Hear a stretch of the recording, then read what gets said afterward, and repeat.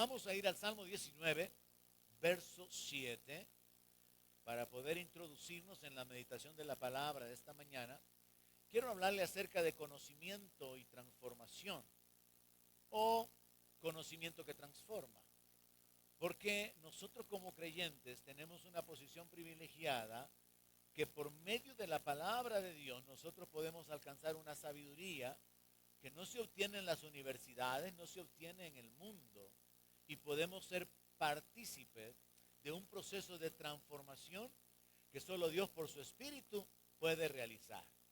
Entonces, cuando usted se mira a usted mismo comparado con la gente no creyente, la diferencia que tiene que haber entre usted y un no creyente es que usted tiene una sabiduría que procede de lo alto, la sabiduría de la palabra o revelada en la palabra de Dios.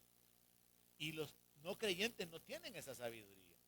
Por el otro lado, tiene que verse a sí mismo como una persona diferente, porque usted mismo tiene que reconocer que Dios lo cambió, comenzando por ser perdonado, ayudándole por transformar su vida, desvistiéndose del viejo hombre, dejando a un lado algunos hábitos, quizás adicciones, esclavitudes, temores y una serie de conductas que eran lo normal, pero que ahora por el conocimiento de la palabra usted ha sido cambiado. ¿Cuántos sienten que han sido cambiados?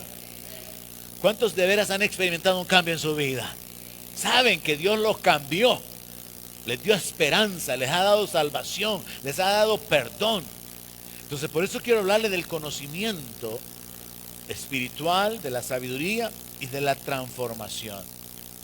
El Salmo 19, verso 7 dice que la ley de Jehová es perfecta. ¿Cuántos creen que la ley de Dios es perfecta?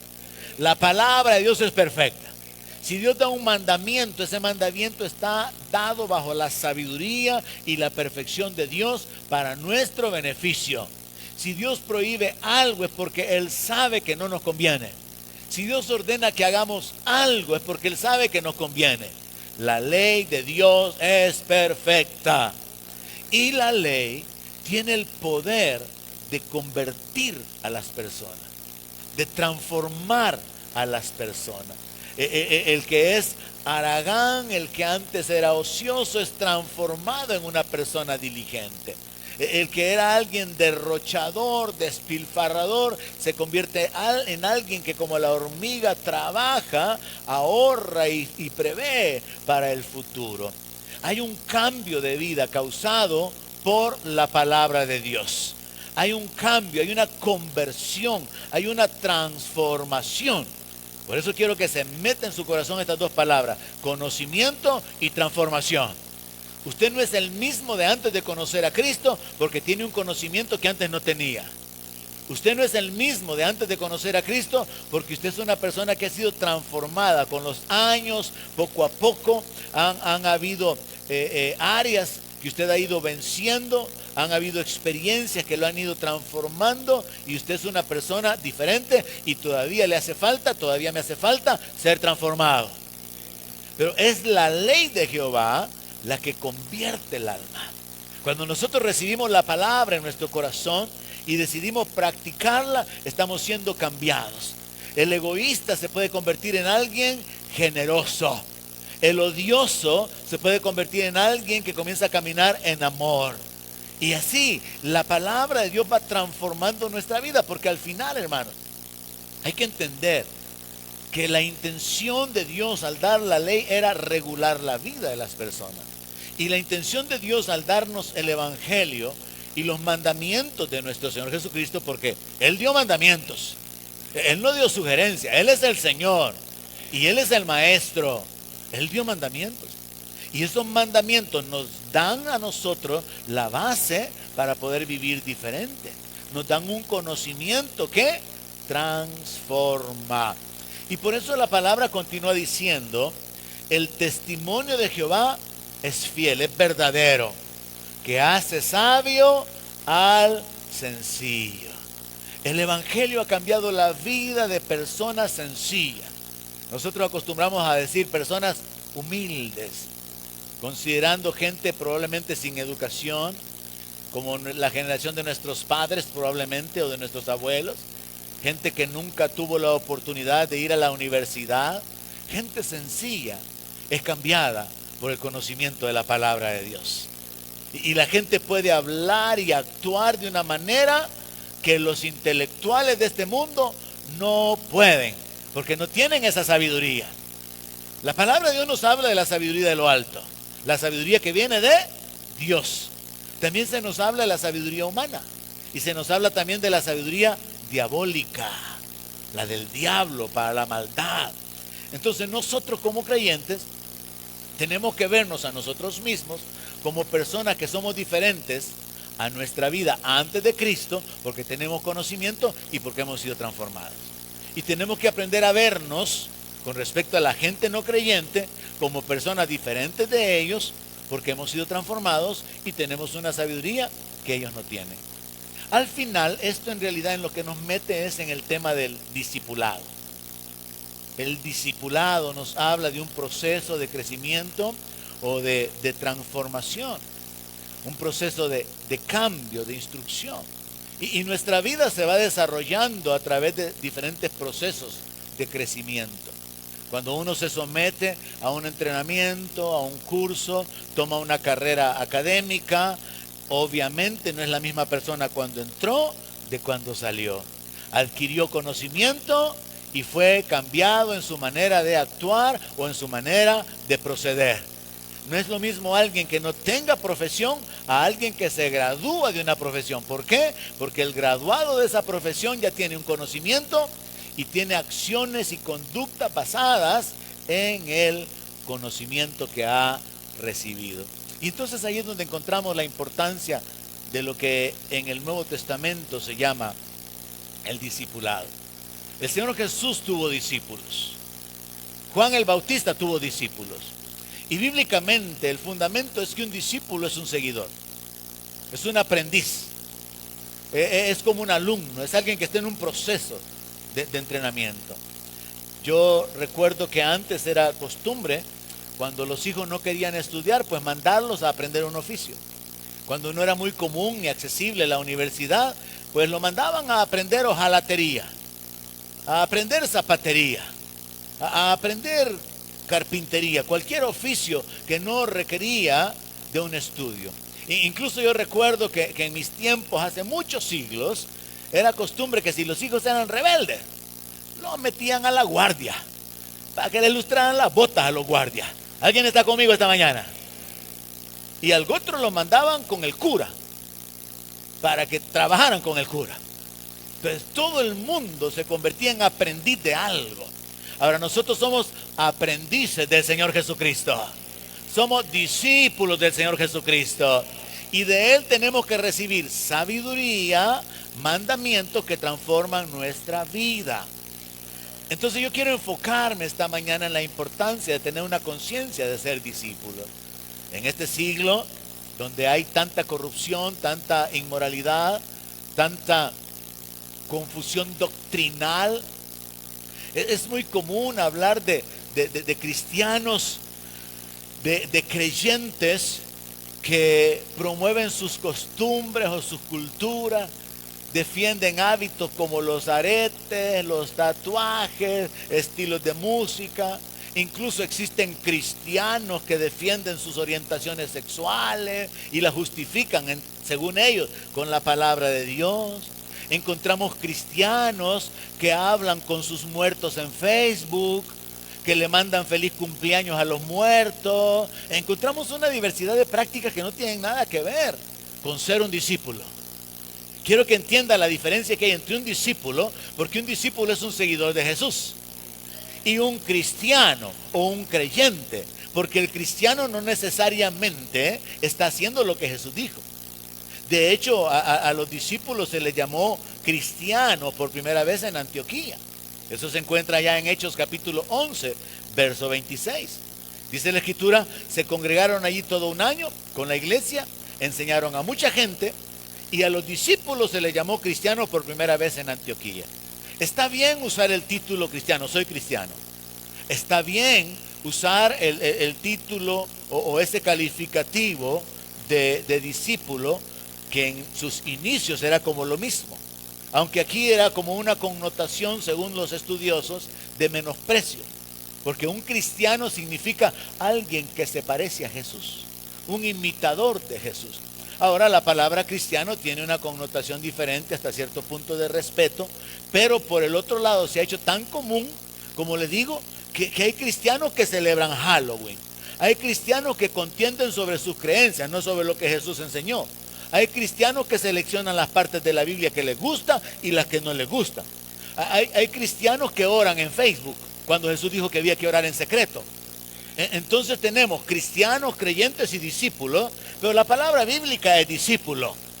Y aunque es correcto hablar de un cristiano o hablar de un creyente, la intención de separarlo es nada más para que usted comprenda que un discípulo se mira a sí mismo como un seguidor de Jesucristo, como un imitador del Señor Jesucristo.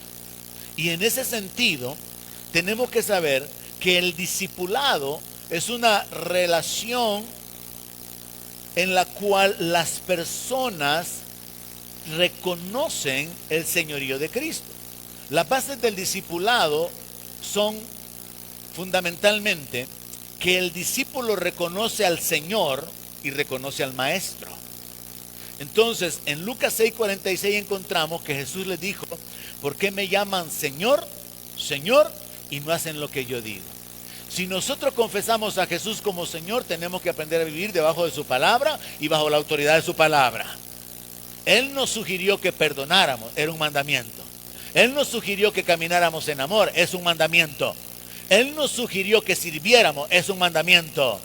Todo lo que Jesús enseñó no son sugerencias, Él es el Señor y Él es el Maestro.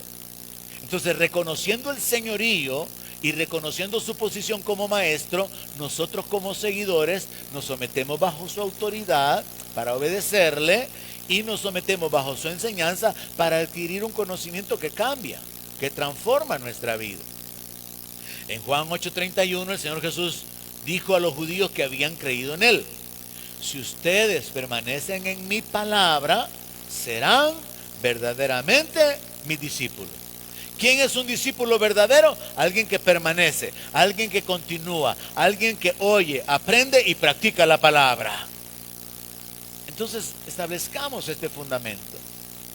Tenemos que aprender a vernos a nosotros como discípulos, tener conciencia de discípulos, ser seguidores, ser imitadores, ser aprendices, ser alumnos del Maestro y vivir bajo la autoridad del Señor. Los discípulos tienen una relación de obediencia entonces a su Señor, y los discípulos tienen una relación de aprendizaje de su Maestro. Marcos 4:34 dice que sin parábolas no les hablaba a las multitudes, aunque a sus discípulos en particular les declaraba todo. Entonces, cuando alguien toma a un discípulo, le enseña. Cuando alguien toma a una persona como discípulo, y Jesús escogió a los suyos, les ordena, les instruye cómo hacer las cosas. Si fuera el caso de algunos que fueron enviados como aprendices para aprender a soldar, tenían que hacerle caso al maestro. Si eran enviados como aprendices de albañilería, tenían que seguir las instrucciones. ¿Cuánta arena? ¿Cuánto cemento mezclar? Si era un asunto de soldar, ¿qué electrodo utilizar? ¿Qué materiales? ¿Con qué electrodo? ¿Con qué número? ¿Con qué tipo? Seguir las instrucciones, recibir conocimiento para poder ir aprendiendo y practicando el oficio. Entonces, todo el discipulado nos habla de un proceso de recibir información, de recibir conocimiento y de ir siendo transformados. Y nosotros tenemos que vernos a nosotros mismos como discípulos del Señor. Amén. Él es el Señor y Él es el Maestro. Ahora, desde el punto de vista divino, el discipulado es una relación muy profunda. O sea, Dios ve el discipulado como algo profundo. Cuando vamos a Mateo 12:49, encontramos un texto que debería hacer que nosotros nos sintamos orgullosos de una manera correcta. Porque hay una situación allí donde a Jesús le quieren llamar su atención con respecto a su mamá y sus hermanos que quieren hablar con Él. Pero Él menosprecia a su mamá y sus hermanos y dice algo. Mateo 12:49. Extendiendo su mano, yo me lo imagino así, ¿verdad? Haciendo la mano así. Extendiendo su mano hacia sus discípulos, dijo: he aquí mi madre y mis hermanos. Mire cuán importante es para el Señor el discipulado. Cuán profundo es. ¿Alguien me está entendiendo? El Señor considera su familia a los que son sus discípulos. El Señor los considera sus cercanos, sus parientes, sus familiares, a aquellos que han decidido seguirle. Entonces hay que ver esto del discipulado desde la perspectiva divina. Para Dios ese proceso de sujeción al reconocimiento de la posición como Señor y de su sabiduría y de recibir el conocimiento que nos permite perseverar en ese proceso de transformación, es visto como algo sumamente importante. Y por eso es que en el Nuevo Testamento encontramos el detalle de que Juan el Bautista tenía discípulos, tenía seguidores, y el Señor Jesús también tenía discípulos, de los cuales posteriormente a 12 los llamó apóstoles. Ahora, el último fundamento de la base del discipulado es que la meta del discípulo es llegar a ser como su maestro. Yo no sé usted, pero yo conozco personas con ese carácter tan manso, esa actitud tan humilde, como la de este hermano que les he contado un par de veces. Nos reuníamos como pastores antes de la pandemia.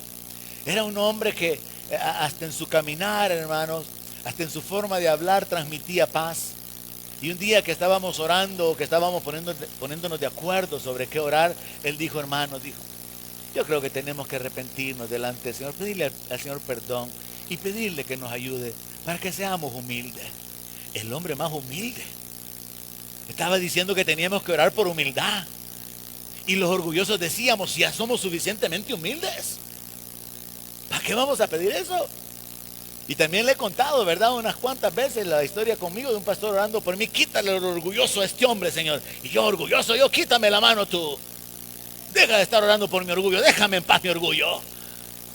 Tenemos que aprender, tenemos que crecer, tenemos que ser transformados. Y la meta del discípulo es llegar a ser como su maestro. Y Jesús dijo: aprendan de mí que soy manso y humilde.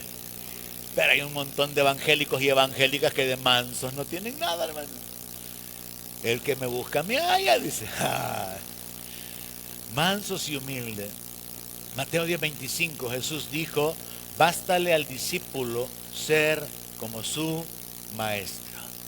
El aprendiz de hojalatero tenía que aprender a hacer los cortes, para hacer los conos, las caídas, los canales, como su maestro le enseñó.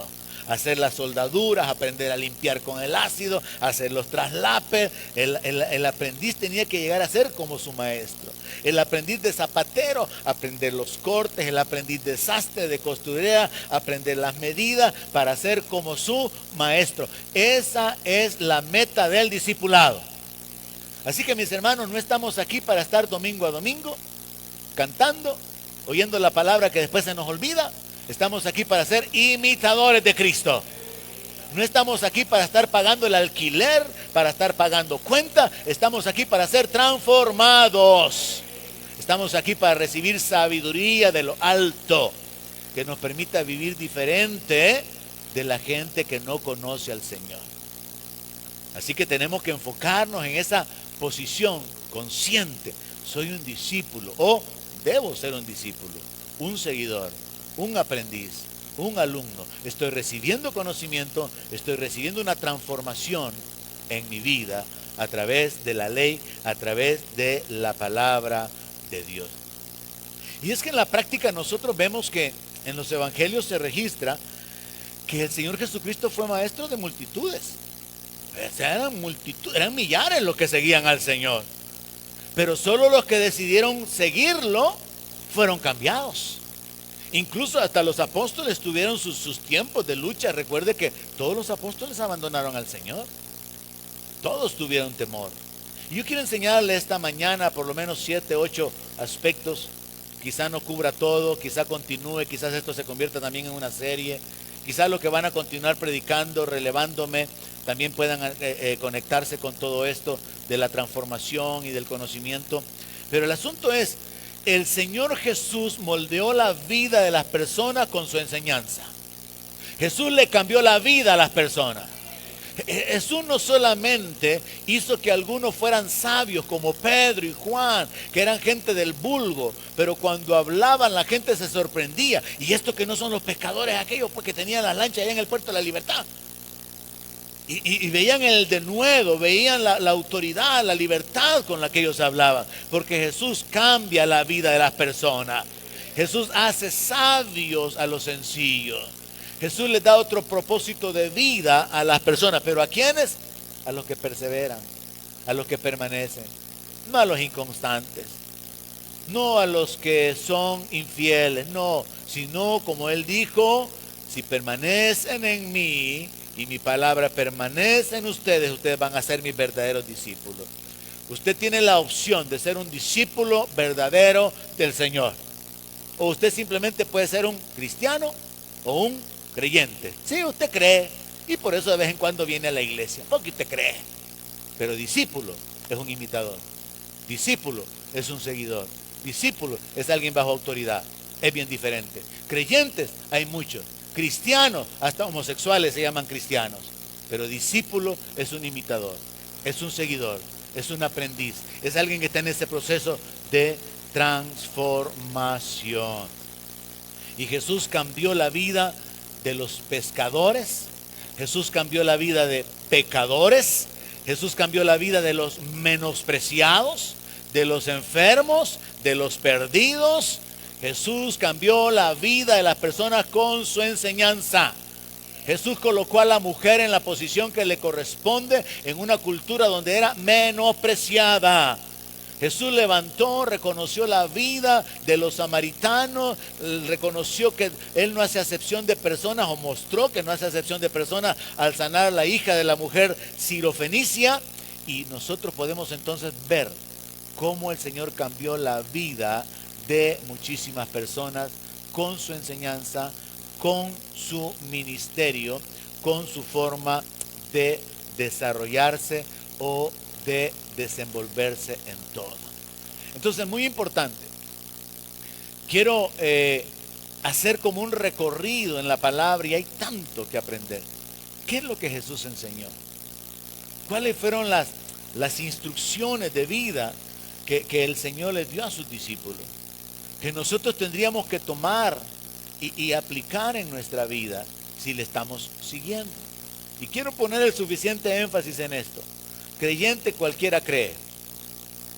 Aún la palabra dice, ¿verdad?, que hasta los demonios creen y tiemblan. Entonces, creyente cualquiera puede ser. Y yo creo que todos los domingos las iglesias evangélicas están llenas de creyentes. Cristiano cualquiera dice que es cristiano. Cualquiera antes era como muy común, salía de la cárcel con la Biblia bajo el brazo diciendo que era cristiano. Pero si nos enfocamos bíblicamente, ser un discípulo es una posición de entendimiento, de sujeción, de reconocimiento de la autoridad del Señor y de sometimiento a sus instrucciones para tener una vida cambiada. Entonces, ¿en qué áreas usted y yo tenemos que ser diferentes a la gente inconversa? Número 1, Jesús les enseñó a sus discípulos a vivir por fe. Los discípulos vivimos por fe. No vivimos por vista, no vivimos considerando las circunstancias, siendo movidos o detenidos por lo que vemos, sino por fe. Jesús les enseñó a los discípulos que los panes y los peces se podían multiplicar. Jesús le enseñó a los discípulos que el agua se podía convertir en vino. Jesús le enseñó a los discípulos que los enfermos podían ser sanados inmediatamente. El mundo no sabe eso. Los discípulos sí saben. Hay milagros. Hay un Dios que hace milagros todavía. Entonces Jesús les enseñó a los discípulos a vivir por fe. Un creyente, un cristiano, cree, se congrega, sirve, apoya, pero no está imitando la vida del Señor. No está siguiendo el modelo del Señor. Pero un discípulo sí. Y Jesús les enseñó a los discípulos a vivir por fe. Los mandó a predicar el evangelio y les dio instrucciones de que no llevaran alforja, que no llevaran bolsa, que no llevaran dinero, porque él quería enseñarles a depender de la provisión divina. Y luego les hace ver, cuando los mandé sin nada, ¿les faltó algo? Jesús les enseñó a vivir por fe. Y nosotros podemos pasar años metidos en la iglesia y no vivir por fe. Vivimos por las temporadas. Es que ya viene la temporada, pastor, estos días no me va a ver. Y se desaparece el hermano. Bueno, que hay otros que sin temporada se desaparecen. Porque no vivimos por fe. No hay una dependencia de Dios, sino que nos basamos en el conocimiento, nos basamos en nuestra inteligencia, nos basamos en cómo está el mover del mercado, nos basamos en el tiempo, etcétera. Pero Jesús le enseñó a los discípulos a vivir por fe. Así que establezca esto en su mente. Un discípulo vive por fe. Lucas 12:22. Jesús dijo, entre otras cosas, a sus discípulos: por tanto les digo, no se afanen por la vida, qué van a comer, ni por el cuerpo, qué van a vestir. Es parte de la vida normal, de nuestra vida natural, preocuparnos por la comida y por el vestido. Lamentablemente, algunos que me van a oír, no aquí en la iglesia, sino fuera en la transmisión de las redes, ya se gastaron el aguinaldo. Y ya están preocupados que qué van a comer. Porque es algo normal, hermanos, en nuestra vida, lo que comemos y lo que vestimos. Ahora, vea la instrucción del Señor: no se afanen. No significa no procurar conseguirlo, no significa ser responsables para proveer para nuestros hijos, cubrir nuestras necesidades familiares. No, la clave está en el afán. Porque el que se afana vive bajo una presión por lo material. Y mire, yo he descubierto que realmente Dios diseñó el cuerpo de manera que no necesitamos comer mucho. Yo creo que yo como mucho, pero estoy gordo. Pero cuando lo veo a usted me alegro y digo, no estoy tan gordo. Yo he descubierto, mire, piensa en esto. ¿Cuánta gente alcohólica que no comen? No se mueren. Y pasan años, hermano, con una su comidita, un su par de tortillitas, una su cosita, y no se mueren usted. ¿Por qué? Porque Dios diseñó el cuerpo no necesita tanto. Y igual con la vestimenta, hermano. Yo le dije a usted, yo tuve que aprender a vivir en la abundancia, porque para mí yo me sentía pecador cuando tenía abundancia. Le conté en una ocasión que una hermana que vendía estuches para celulares me trajo uno y me dice: mire, pastor, para que este le combine con su cincho. No, si el cincho es el mismo que tengo, le digo. O ya tengo varios. Después apareció con otro estuche. Mire, este otro para otro color de cincho. Porque ella quería combinarme los estuches con el cincho. Yo cuando miraba zapatos decía: ya tengo unos negros y unos cafés, ya estuvo. Yo tuve que aprender a tener más zapatos. Pero el asunto es el afán. Cuando usted ya quiere tener verde, verde vino, verde menta, verde oscuro, verde claro, ahí hay problema. Y entonces caemos en un afán. Ese afán del cual el mayor modelo es, hermanos, esa competencia con los teléfonos. Es ridículo. La gente quiere tener el último modelo de teléfono y no les importa pagar un montón de plata, con lo que podrían hacer un montón de cosas por tener el último modelo de manzanita. Por una manzana mordida dan un montón de dinero y después no tienen ni para el bus. Y se hace el chiste, ¿verdad? Tiene buen teléfono pero no tiene saldo.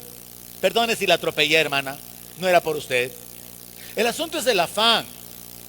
El problema es vivir afanado y al final yo entiendo, ni el cuerpo necesita tanto, ni tenemos un montón de pies para tener un montón de zapatos, ni necesitamos un montón de ropa.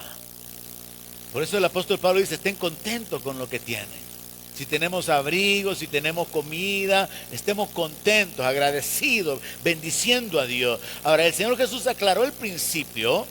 En el verso 29 le agregó lo siguiente: ustedes pues no se preocupen. Ahí está el problema, preocuparse.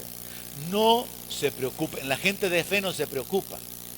Ustedes no se preocupen por lo que van a comer, ni por lo que van a beber, ni estén en ansiosa inquietud, porque todas estas cosas buscan las gentes del mundo.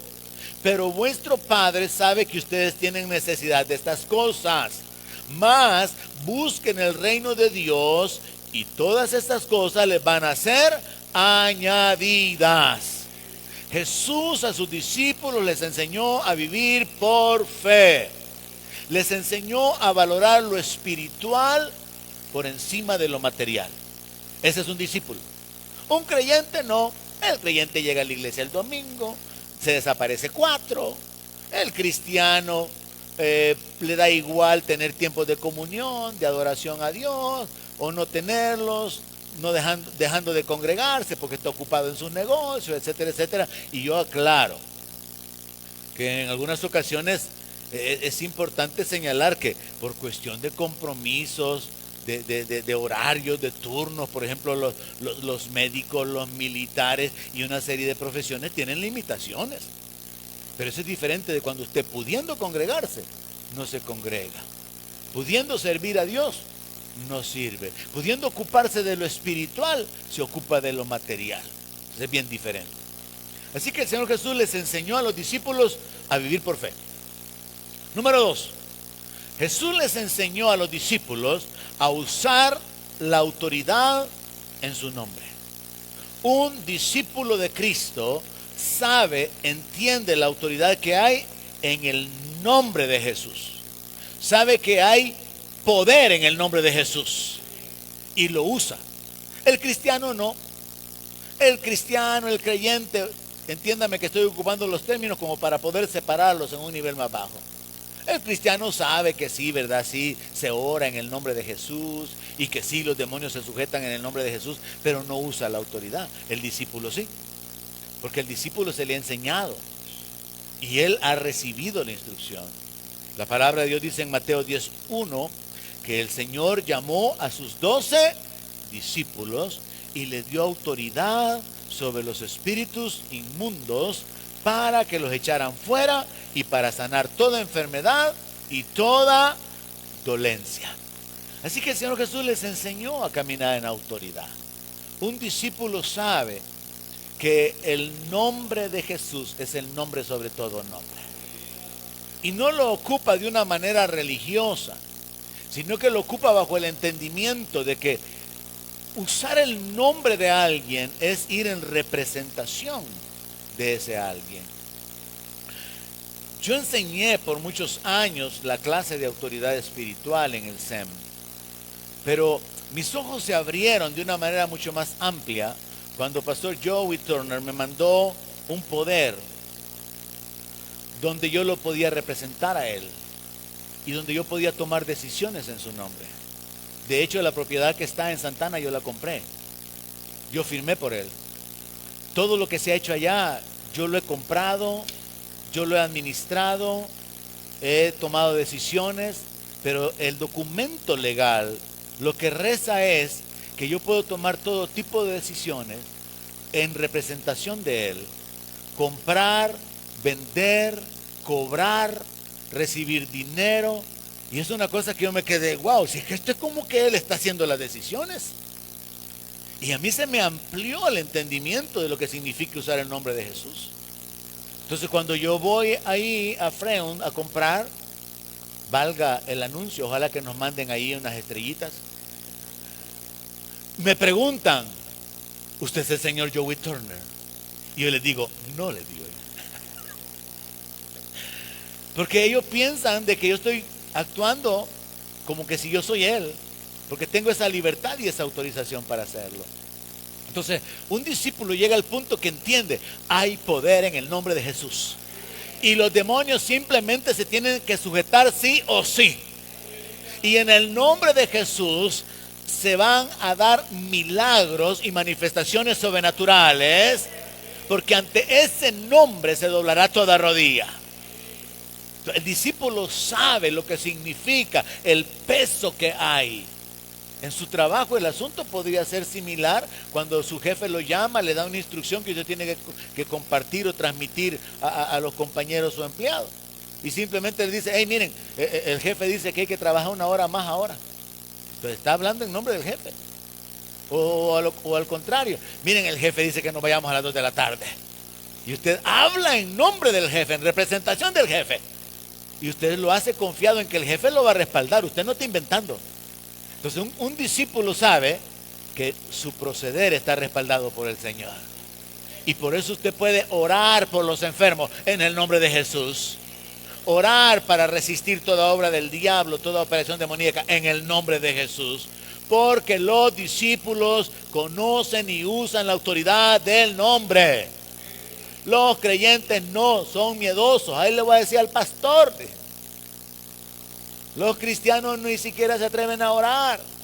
Porque no saben usar la autoridad. Porque no entienden la autoridad que hay en el nombre de Jesús. Número 3. Jesús les enseñó a vivir sin temor. Los discípulos tenemos que vivir sin temor. Sin temor del futuro, sin temor del fracaso, sin temor de la tragedia, porque pase lo que pase, Dios obra para bien a los que aman a Dios. Y cualquier tragedia o situación que pueda venir sobre su vida, Dios puede convertirla en una bendición. Usted ha tenido experiencias negativas, Dios lo ha sostenido. Pero Dios puede glorificarse. Dios usó la vida de un hombre que era hijo de una prostituta. Dios usó a una prostituta. Dios usó a una huérfana. Dios usó a un joven menospreciado por sus hermanos. Dios puede cambiar la vida de cualquier persona que confíe en Él. Entonces el asunto es entender que hay muchas razones para vivir llenos de temor. Pero hay una gran razón por la cual no vivir en temor. Y es, Dios está con nosotros. Él es nuestro respaldo y nuestro ayudador. Mire, el ejemplo que quiero utilizar para mostrarles el carácter de Jesús, porque a mí me preocupa algo. Los creyentes tenemos que ser atrevidos en lo bueno, hermano. Los creyentes tenemos que tener carácter firme, no andar con temores, no andar con inseguridades. Desgraciadamente, muchas veces los niños cristianos, los niños evangélicos son criados de una manera incorrecta y sin carácter. A los niños los oprimimos o los reprimimos con aquello de la obediencia, y entonces ellos no desarrollan la osadía, el atrevimiento, y ellos son formados así como miedosos muchas veces. Los niños evangélicos, por eso el mundo fácilmente les da vuelta, porque no se les enseña el carácter que pueden tener en Cristo y por el respaldo de Dios. En Juan 8:11 hay una historia donde el Señor Jesucristo, habiendo revelado que habían personas que querían dañarlo, Él no tiene temor de eso. 11:8 de Juan. Le dijeron los discípulos: Rabí, ahora procuraban los judíos apedrearte, y otra vez vas allá. Respondió Jesús: ¿no tiene el día 12 horas? El que anda de día no tropieza, porque ve la luz de este mundo. Pero el que anda de noche tropieza, porque no hay luz en él. El Señor Jesús siempre ocupaba las situaciones naturales para hablar de verdades espirituales. Pero el punto aquí es, Él no tenía miedo de ir a meterse al lugar donde los judíos lo podían matar. Él no tenía temor de la muerte porque sabía que no iba a morir. Porque Él sabía cuándo tendría que morir y de qué manera tendría que morir. Entonces nosotros tenemos que aprender a vivir sin temores. Yo no sé si usted puede ir a su corazón y escudriñarlo. ¿Hay algo de lo que usted tiene temor ahorita? ¿Tiene temor de lo que vendrá en el 26? ¿Tiene temor de alguna condición física ahorita que se pueda disparar y convertirse en algo más difícil? ¿Tiene temor de la muerte de sus hijos fuera del Señor? ¿Qué temores tiene? Un discípulo aprende a vivir sin temor, porque tenemos a un ayudador que todo lo puede, para el cual no hay nada imposible. Y Él es nuestro refugio, es nuestro escondedero, Él es nuestra esperanza, y nos colgamos de Él. En el día en que yo temo, en ti confío, dice un salmo. Cuando hay razones para tener temor, que esas razones para tener temor lo lleven a colgarse del Señor, hermano, y a renunciar a todo temor, porque hay un espíritu de temor. Es normal, es natural tener temor. Hay una experiencia en lo humano donde nos sentimos incapaces de enfrentar el peligro, pero el problema es cuando nos anticipamos y vemos el fracaso, vemos la desgracia y lo damos por hecho. Y vivimos temerosos. Y vivimos perdiendo la vida, perdimos la paz, perdimos el gozo. Odio eso cuando un médico le dice y usted rechace todo eso. Cuando un médico le dice a un creyente, mire, usted está muy mal, usted no puede tener emociones, usted no se alegre ni llore, porque eso le va a hacer daño. Si le están diciendo usted muérase ya, usted viva como muerto. Imagínese que no puede tener ni alegrías ni razones para poder entristecerse, porque todas las emociones le disparan la condición nerviosa o lo que sea. Usted tiene que aprender a rechazar todo eso, porque son opresiones que el diablo trae para robar la vida. Número 4. Jesús les enseñó a sus discípulos a vivir sacrificialmente. En el mundo, la gente quiere que otros se sacrifiquen, que otros les den, que otros se ocupen de ellos, que otros los atiendan. Jesús enseñó una cosa diferente. Los discípulos del Señor viven sacrificialmente, ceden sus derechos, dan, comparten, se quedan con la necesidad para que alguien más tenga la bendición. El cristiano no, el creyente común y corriente busca dónde tomar ventaja. El discípulo, imitando al Señor, vive sacrificialmente. Dice Marcos 8:34 que llamando Jesús a la gente y a sus discípulos les dijo: si alguno quiere venir en pos de mí, niéguese a sí mismo y tome su cruz y sígame. Algunos han visto en esto un mensaje un poco religioso, lo cual es incorrecto. Sígame, vive en pobreza. Sígame, vive en la desgracia, en la enfermedad, en la humillación, en la vergüenza. No, Jesús está hablando acerca de hacer morir nuestra carnalidad, de hacer morir nuestro egoísmo y nuestro egocentrismo. Porque mientras nosotros buscamos disfrutar la vida y enfocarnos en nosotros como que si fuéramos el centro del universo, vamos a dañar a un montón de gente. Hay gente que exige buen trato. Hay gente que exige trato preferencial, respeto. Pero no son personas condescendientes con los demás, no son amables, no son amorosos, no son serviciales. Piensan que todo el mundo tiene que vivir a favor de ellos. Y Jesús quiere tratar con ese egocentrismo. Y Jesús le enseñó a sus discípulos: niéguense a sus deseos, a sus pasiones, a su carnalidad. Tomen su cruz, hagan morir todo lo terrenal, todo lo carnal. Síganme en un proceso de cambio enfocado en la santidad, en la justicia, en la misericordia, en el amor, en el servicio. Y luego en el verso 35 él dijo esto, para aclararlo: porque todo el que quiera salvar su vida, la perderá. Y todo el que pierda su vida por causa de mí y del evangelio, la salvará. Entonces Jesús no está hablando de una vida de sufrimiento. Jesús no está hablando de una vida de pobreza y de enfermedad. Como dice la alabanza: sufrir me tocó a mí en esta vida, llorar es mi destino. No, Jesús no está hablando de eso. Él está hablando de negarse a esa vida carnal, de imposición, egoísta, de dominio sobre los demás, de injusticia, de tomar control y de vivir una vida diferente. Jesús enseñó a sus discípulos a vivir sacrificialmente. Y esto nos conecta con el número 5. Jesús le enseñó a sus discípulos a ser humildes y servir. Yo creo que hasta aquí voy a llegar porque hay tanto contenido que tenemos que asimilar. Jesús les enseñó a sus discípulos a ser humildes y servir.